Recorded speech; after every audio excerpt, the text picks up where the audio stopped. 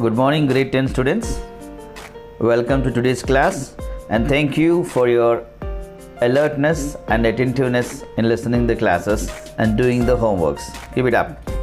And now today let us move on to the future perfect tense and future perfect continuous tense. And first of all, what is future perfect tense?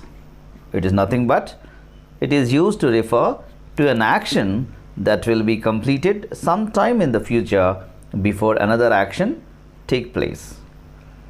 Don't confuse with these definitions. It's very easy. What? The tense. Which tense? The future tense. It is used where? In a sentence. What? To indicate the completion of an action by a certain period of time in the future, it seems. We can come to know, like example, I shall have played, or he shall have played, or she will have played, like that. Okay. And now what was the structure of it? The structure goes on like this: subject plus shall or will plus have plus V3 plus object. V3 in the sense past participle. Once again I repeat the structure: subject plus shall or will plus have HAVE plus V3 plus object. Okay. And again we will be having these affirmatives, negatives and all. So let us see that also. She will have played, that is affirmative. If it is a negative, she will not have played. Interrogation. Will she have played? Negative interrogation. Will she not have played? According to the structure, this future tense, when we use this, we are projecting ourselves forward into the future and looking back at an action that will be completed sometime later than now. It is most often used with a time expression. Is most important here. We can understand in a better way with the example. See, I will have been here for 6 months on June 23rd.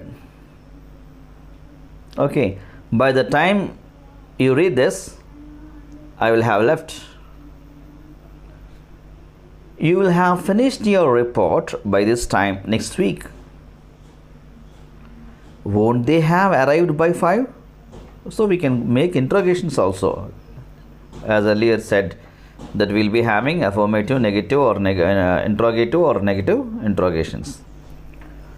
And the next one is, we use this future perfect with a future time word and often with the preposition by, to talk about an action that will finish before a certain time in the future. Okay, for example, we can go ahead with, by 10 o'clock I will have finished my homework. Means I will finish my homework sometime before 10. But we don't know exactly by 10 or 10:30 or quarter less 10. Hope you got my point. One more example I'll say for a better understanding. By the time I'm 60, I will have retired. Means when he gets 60 years, he will retire. I will retire sometime before I am 60. Maybe when I am 59. Maybe, or 61, or else 55 itself. Okay. For such reasons, often we will be using with the preposition by. Okay. Will have here. Examples along with structure means I shall have studied, we shall have studied. Okay, because first person. And when we come with this will here, we should get second or third person, no?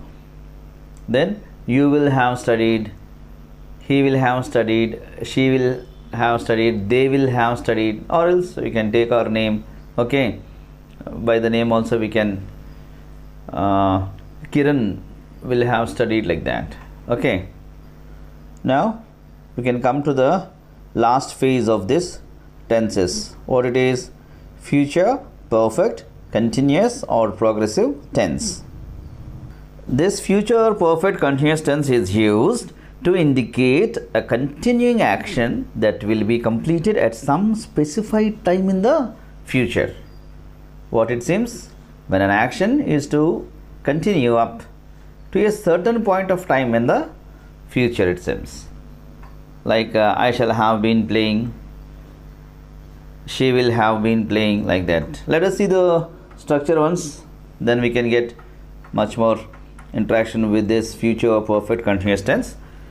Now the structure: subject plus shall or will plus have been plus V1 plus ing or V4 plus object. Once again I repeat: subject plus shall or will plus have been have been plus V1 plus ing or V4 plus object, right? And we can take these sentences also, affirmative, negatives and all. Raj will have been playing.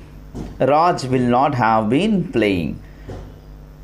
That is negative of it. If it is interrogation, will Raj have been playing? Or negative interrogation, will Raj not have been playing? This type of 4 sentences we can take. And now let's move on to the usage of this tense, particular tense. It is used here to express an action which will be in progress over a period of time that will end in the future. Expected to continue in the future. That's the meaning here. The activity will have begun sometime in the past or present, whatever it may be, but in the future, and is expected to continue in the future, it seems. Like by next month we will have been living here for 6 years. I will have been teaching for 20 years next July. In November, I will have been working at my company for 3 years. One more example we can take. At 5 o'clock, I will have been waiting for 30 minutes. When I turn 30, I will have been playing piano for 21 years. So something, it may start in the past or the present and it will continue about the future there. Okay, it will end in the future when the time of discussion. Now it's time to recap. Future tense. Future tense, simple future, and the next one is future continuous tense, future perfect tense and future perfect continuous tense. And the first and foremost thing is future simple future.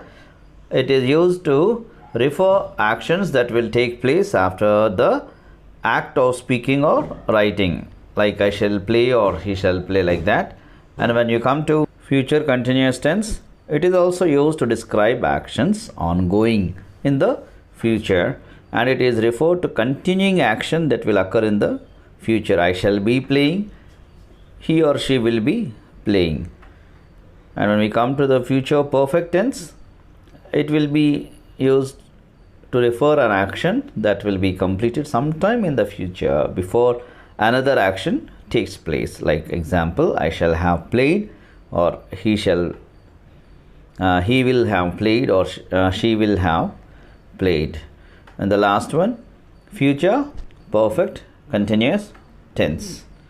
The future perfect continuous tense, here it is to indicate a continuing action that will be completed at some specified time in the future. Okay, and what are the structures of these all? For simple future, subject plus shall or will plus V1 plus object. If we take the simple this future continuous tense, subject plus will or shall plus be plus V1 plus ing form plus object. Future perfect, subject plus shall or will plus have plus V3 plus object. And the last one, future perfect continuous tense, if we take its structure is subject plus shall or will plus have been plus V1 plus ing plus object. Now it's time for, as usual, homework time. So open your Living English workbook and come to page number 223 and 224. future perfect continuous and future perfect continuous tense both. Page number 223 and 224 as homeworks. Okay, right. That's all for today. Have a good day.